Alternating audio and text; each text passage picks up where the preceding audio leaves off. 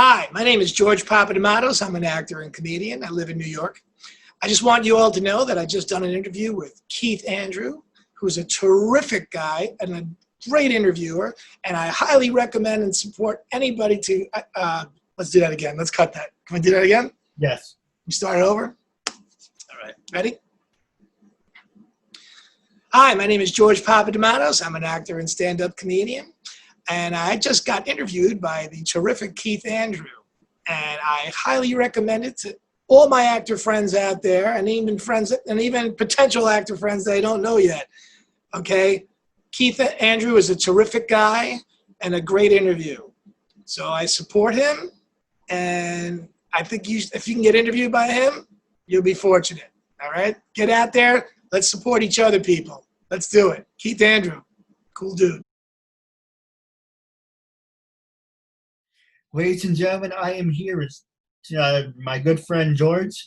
I just want to say thank you for being a guest on the Keith Andrew Network. It's a real honor and privilege.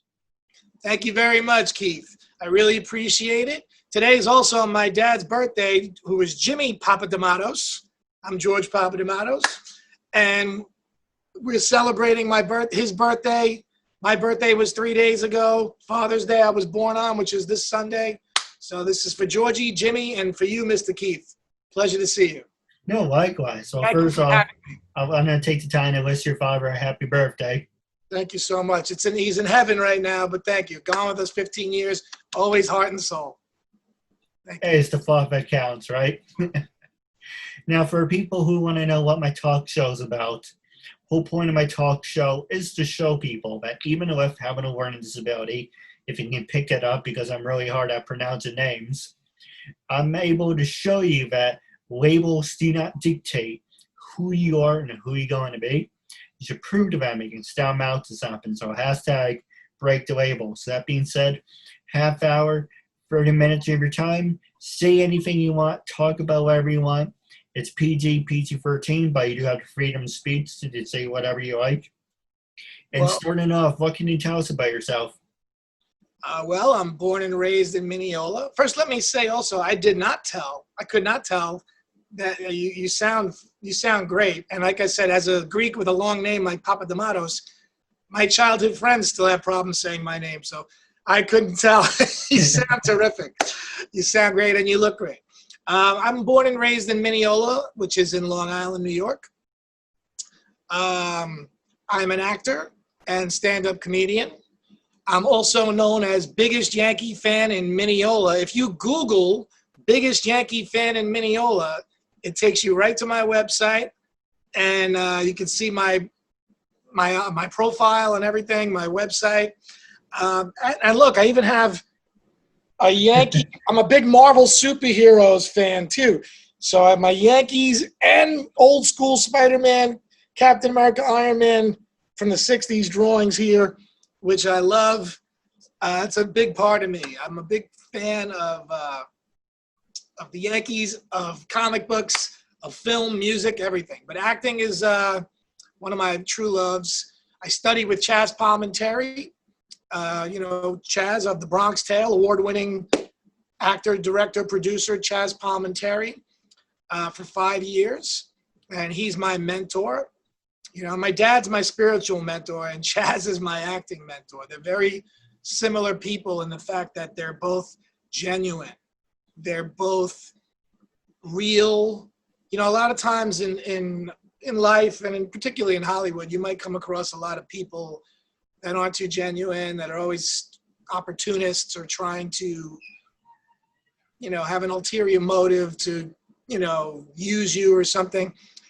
But Chaz is one of those people who's a star, and he likes to give back to the acting community. And there's not a fake bone in his body. I mean, he wants to give back to actors.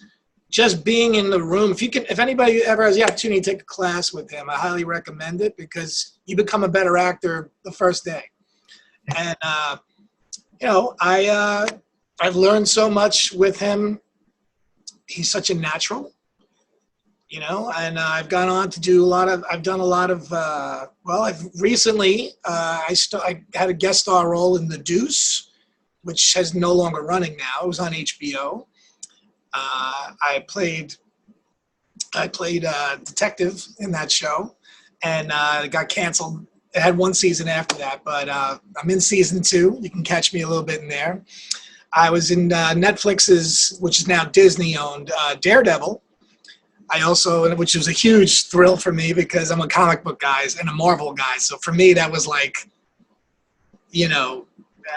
I can't describe it. It was like, that's the only time in my acting career. I'm always in character, and the people in the crew and the cast, the whole cast was so sweet to me, so wonderful, welcoming. And we did rehearsals. Everything was great. And once we started rolling, when I opened that, my character had to open the door, and Matt Murdock, the character, the star of the show, Charlie Cox, I have to see him and his girlfriend Karen Page and his friend Foggy Nelson. I know all these characters from reading them. I've read every issue of Daredevil since I was 4 years old. Okay, so like that's the first time where I was kind of geeking out inside because I was like, oh my God, it feels like I'm in a comic book. This is so cool. Like I kept a straight face and I did my role like, as professionally as I could. But that's the only time I ever was kind of geeking out inside because I was like, oh my God, this is like, it was just too cool. It's like, picture if you're a Star Wars fan and you get even a line in the Star Wars movie. It's like, oh my God, this is so it's kind of like a weird, this is what I do for a living, but I felt like, wow, the little kid in me came out there. So that was beyond the thrill of a lifetime for me. Well, you just caught my interest. I didn't know you were in the hit TV show Daredevil. First off, I love that show. The theme song, the introduction's really great. Kingpin, the guy who did the Kingpin, phenomenal. Vincent D'Onofrio, fantastic. No, absolutely. I didn't know he was in Jurassic Park as well. He was in Fallen Kingdom. He's incredible. Forget it. Everybody in that show, unbelievable. I played Elektra's driver, and I had to pick up Matt Murdock in season 2, episode 6. And it was a quick scene. I had a co-star role. But it's a chance for a recurring role because I'm thinking, okay, maybe I can pick up Elektra, maybe in a battle, she's wounded or something, I have to come get her. Maybe I have to drive her to an event when she's dressed up, incognito.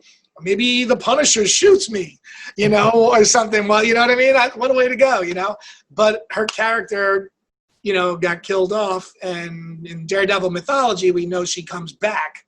But the show is on hiatus right now, so I don't know if they're going to revisit it or not. I hope so, because I'll always be here for it. But we'll see.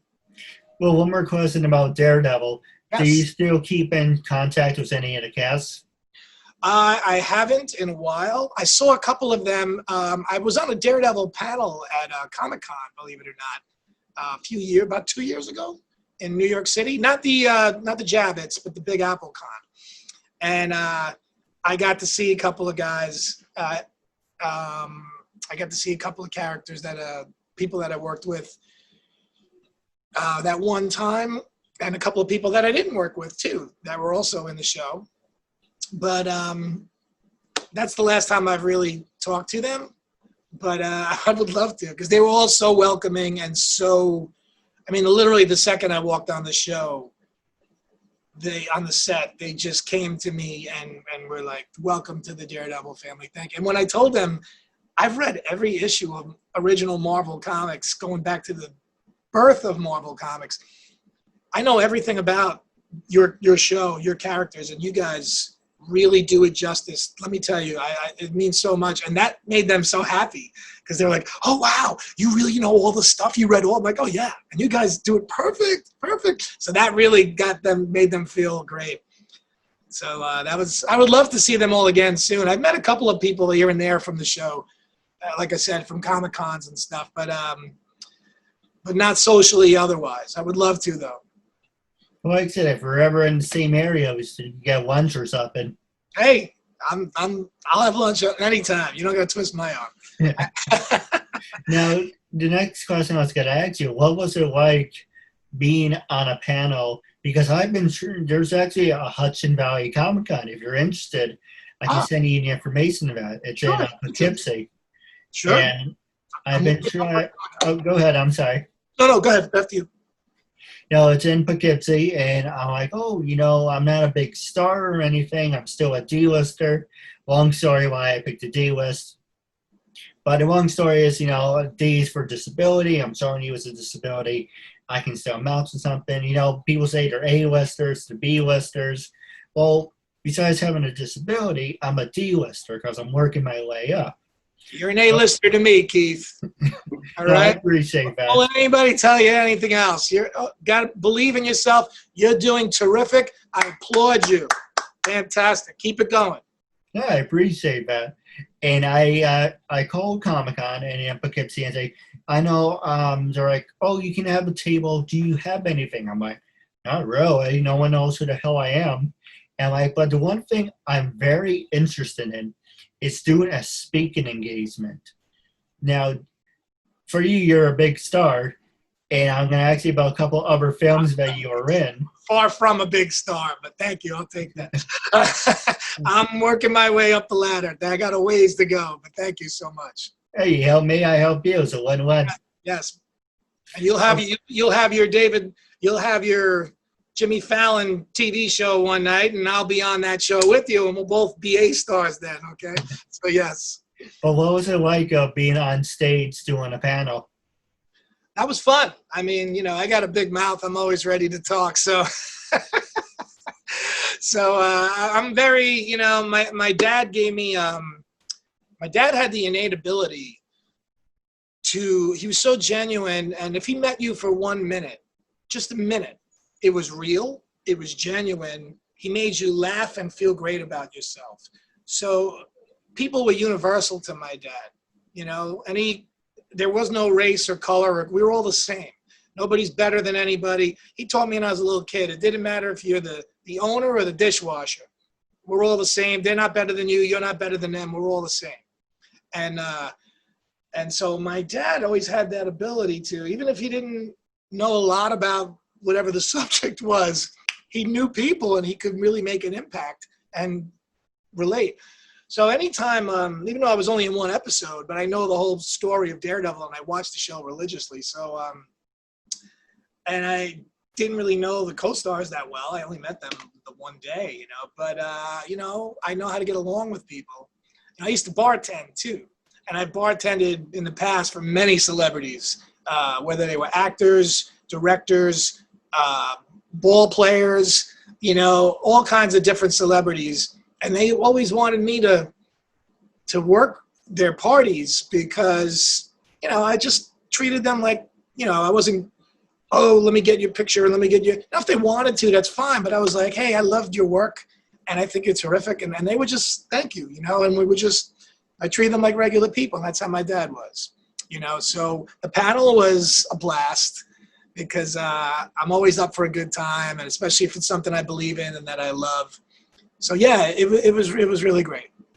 No, absolutely. Now, next question I want to ask you is before I ask you that one, but let me ask, there's two questions. So the first one I want to ask you is, can people follow in your footsteps? Did he take acting classes? Would you recommend taking acting classes? How did he get an agent? The last one's harder than all the other ones. But okay, yes. It's anything we do in life, you have to put the work in. What you're doing now, you got to put the work in. Whether you want to be a doctor, a lawyer, whatever, you got to put the work in. It's a process. To be an actor, yeah, there's a lot of rejection, a lot, and you have to be okay with that. You have to go into the room. You have to prepare as best you can, know everything, your lines, and once you do that audition, you gotta let it go. When you walk out of that room, no matter what happened in that room, as long as you give it your best, when it's done, go out, call your friends and family and whatever, and have a nice meal, and just let it go. Because what I've learned in this business is whether you get the part, so many times you don't get the part. And a lot of times, 90% of the time, the best actor in that room didn't get the part. And that's because, you know, you could be the best actor in the world, but physically you might not be the type of look that they're looking for that particular character, you know? And it's really, it could be any little thing, you know? And you can never make it about yourself why you didn't get it, because it's really almost never about, you could have done the greatest job in the world. And that guy might not even have been better than you, but he might have looked a little more like the character they had in mind. And it's that simple, you know? So you have to let things go, just like we do in life. It's good to let go of baggage. It's good to let go of disappointments and hurt and all things that we do. It's best to just understand why it happened as best you can. You gave it your best shot and you let it go.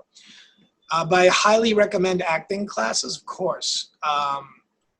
Very rare people make it without, you know, it's once in a while you get that natural, like James Cagney, who happens to be my favorite actor, as a matter of fact. James Cagney was my idol as a little kid, and my grandma was watching his movies, and I was like, I got to do this. And he never took an acting lesson, you know. It's not that easy, but I subscribe to his philosophies. He says, acting is easy. Look the other guy, know your lines, look the other guy right in the eye, plant your feet, know your marks, and say it like you mean it.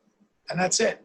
You know, people have all different kinds of methods, whether they're method actors or, you know, there's so many different types. And I take a little bit from everything that you learn. You know, if you take a class, and some classes you learn so much, and then there's some classes, I know all that stuff, but you learn that one thing. And if you learn just one thing in a class sometimes, just one, then it's worth it, you know? So, I take a little bit from every technique that I've learned, but yes, you should take classes. I recommend Chaz Palminteri's class. I'm a student of Chaz Palminteri, famous, you know, actor, director, producer, award winner from A Bronx Tale. Chaz Palminteri. He's also on Modern Family sometimes, not all kinds of stuff. He's a guest star on that. He's tons of films. Chaz he teaches in New York, and I take his class. I've studied with him for 5 years. And I think if you're an actor in New York and you don't take his class, I think you're crazy. Because he's one of the people in the know. You know, he has the experience. He made it late in his career. He knows all about the struggles. He doesn't charge $1 zillion like some people do. And he wants to give back to actors from his experiences and give back. And that's all he does is give. And he makes you a better actor the second you walk in the room. So yes, take classes, you know, and keep doing things, keep working, you have to network. You have to constantly, you have to support your fellow actors. You know, no one's going to see your crummy play if you're not, see my crummy play if they're not going to go see yours, you know. We have to support each other. And not that we're type of crummy, but, you know, but I'm just making a joke. But, you know, you have to, like everyone, like in life, you know, do unto others. You know, you really need to support people and network, you know, and make friends and make connections. So yes, I highly recommend taking classes as much as you can and learning, you know. Yeah, you just reminded me of a funny scene. I probably got a buzzer it. You've seen The Simpsons, right? Yes, of course. And you've seen the critic, right? Yes. There's a scene where the guy who Wolfgang Kressel is talking to the critic and says, "Your play may be a rhyme in pain." He's like, "You want to find me to Spain? I thought your play was crummy. You thought my play was yummy." Great. That's great. I love it. Well, you know, it's true. And now an agent, on the other hand, that's a much harder thing to do. You know, you could be like Bill Murray, who's very rare and never had a manager and an agent in his life. But that's another rarity, like James Cagney. It's very hard. You know, in this business, a lot of times people don't really want you unless you're somebody. They almost want you to be famous first, you know, in today's age. But there's a lot of good agents and managers out there. You just have to, it's like anything else. You have to really put yourself out there and just keep working in the meantime, you know, keep doing the theater, do stand-up comedy, do audition for commercials, TV shows, do student films, you know, anything to better yourself and learn more about it. And then start making your own material. You know, when things aren't happening and you're not going on many auditions, because it happens. Sometimes you go in a lot, and then sometimes it's like, hey, no one's calling. What happened? And that's the time where you take more classes, and it's good to make your own material. I'm currently working on my own. I've done stand-up comedy, a tribute to my dad. In fact, I've had one show. My first one from years ago is on my YouTube channel. My stand-up. It's called A Tribute to My Dad.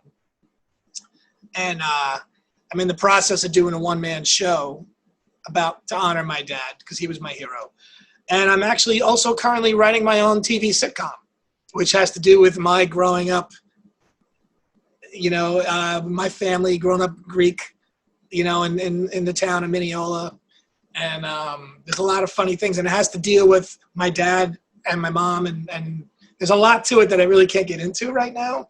But it's a traditional sitcom, which I think we need a lot. You know, there's not much laughter going on now. We're going through really hard times with everybody, you know, and I miss really good comedy, you know, like smart, intelligent, and fun family comedy. And I want to do, you know, my show is going to have a kind of that King of Queens kind of feel, that Everybody Loves Raymond kind of feel, you know, that Seinfeld kind of, like a traditional fun where anybody, the whole family can watch kind of show. Well, there's a new show, Mr. Iglesias by Gabriel Iglesias. Heard of it? I haven't seen it yet, though. I've heard about it, though. You've seen it? I did. I actually saw it yesterday. It's pretty funny. Okay. Well, that's good. I'll check it out. I'm always up for a new comedy, you know, but there's not that many nowadays.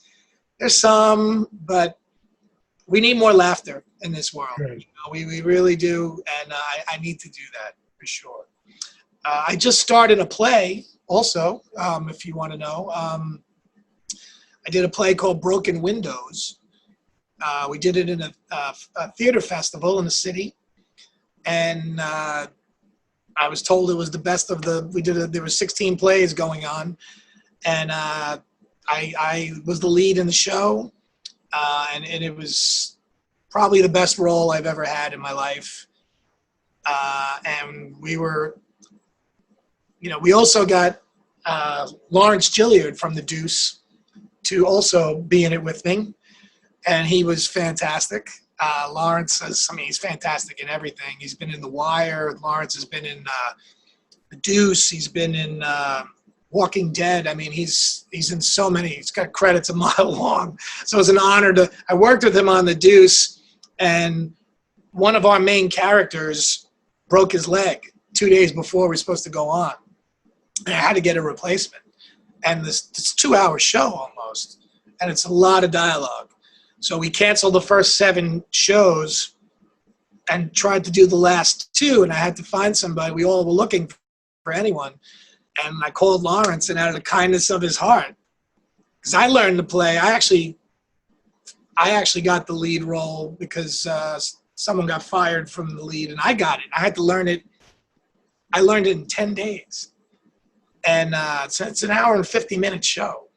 And my character is all over I mean, there's a lot of layers to my character. It's unbelievable. It was such a joy to do this. And I said to Lawrence, and Lawrence's like, I don't know, man. It's a lot of lines. I go, hey, man, I know, but we can do it. And we can rock it. And he's like, you know what? Okay. And thank God. God bless Lawrence Gilliard. I, and the whole cast, we rocked it. And we're in the process of trying to do it again.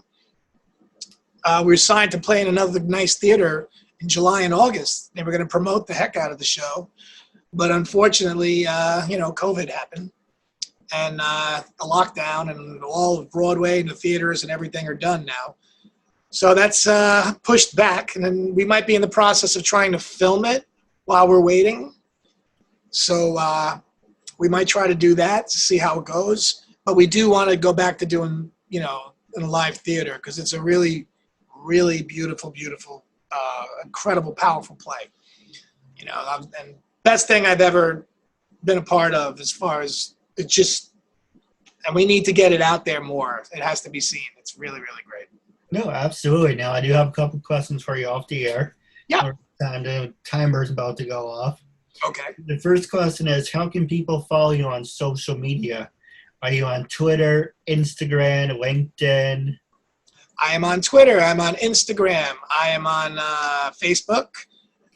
You can go to GeorgePapadimatos.com on my website, or Biggest Yankee Fan in Mineola. It takes you right there too, and that'll get you there also. Facebook is George Papadimatos, and Instagram is, you can do George Papadimatos, or you can do G Papa Jimmy Jenny. That's my mom and dad's last name. They're both in heaven right now, so I put them in my Instagram name to keep them with me at all times.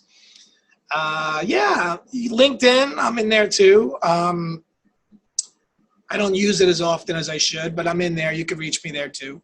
But Instagram, Facebook, Twitter, yeah, those are the best ways to get me. And my website, again, is available. But yeah, we're, you can get me. You can find me. I have a YouTube channel too. I don't use that as much either, but I'm on YouTube also. A couple of my things, my reel, a few things, a couple of goofy things I've done, but yeah. Now, the last question I want to ask you, but, this is not the first time we actually talked. Yeah, a couple of years ago, I actually reached out to you too. But we were always playing phone tag, but I'm glad to finally get you on the show. Yes, this is true. I think it was last year or the year before you had reached out to me. And I was like, sure, let's do this. But unfortunately, stuff started happening. I started getting in projects and shooting and filming, and I had some family stuff. Things just happen sometimes, and unfortunately, and I'm a man of my word. And if I say we're going to do something, we're going to do it. But sometimes things just happen, and because our schedules are so crazy, I don't do a 9 to 5, so one week you could have absolutely nothing to do. And then all of a sudden, the thing with an actor, I'll tell you this, if you want to get work, and everybody knows this as an actor, just go on a book a vacation, because you could be sitting around for 3 months with nothing going on in your career. And the 1 second, let's go to Vegas for a weekend even, not even a bit. Boom, you get auditions for the time you're supposed to go away. It's like, oh, that's the time I need to go away. Oh no, everybody wants you when you make plans. It's so funny. But yes, we did get back together finally, and I'm really happy for that, Keith, because I always love connecting. I'm a big networker. I've done a lot of interviews, and I love it. I love people. I love what you're doing. You're trying to make your show happen, and I think it's great. I'm trying to do my thing and make it happen. We all got to support each other, and I salute you for everything you're trying to do, and I'm here for you if you ever need me. Well, I will take you up on that. I do have a couple ideas for you. Sure. But wrapping up, when I first approached you to be a guest on my talk show, what was your first honest reaction? What made you say yes? And how do you feel now, and would you recommend it? I'm a very, like I said, I'm a networker. So I saw that you reached out to me. I think I looked you up after that because, you always want to know who you're talking to. Yeah. And, you seem great, and that's, I'm very easy, if it's legit and you're a nice person, I'm in. That's it. I don't need a lot of things. We're all trying to get ahead in this world, and I respect what you're doing, and just like you respect what I'm doing. And I think it's amazing, and I'm so proud of you for not letting your disability prevent you from, trying to achieve your dreams, because that's so great, because everybody needs to do that. And I mean, it's fantastic. I applaud you. I think it's great. And I would highly recommend you for anybody. I mean, in fact, let me know. I can get a bunch of different actors for you to do interviews. That'd be my pleasure. But yes, I'm always interested. You know, I've done interviews for quite a few people, and I usually don't know. Sometimes I don't know who they are, and then you just do a little background check, and yeah, as long as it's legit. And I think what you're doing is fantastic, and I highly recommend it to any and all actors out there. And I'll be glad to play it forward and let some of my friends in the business know about you also. Yeah, I would really appreciate that. Now, I do have a couple questions for you off the air.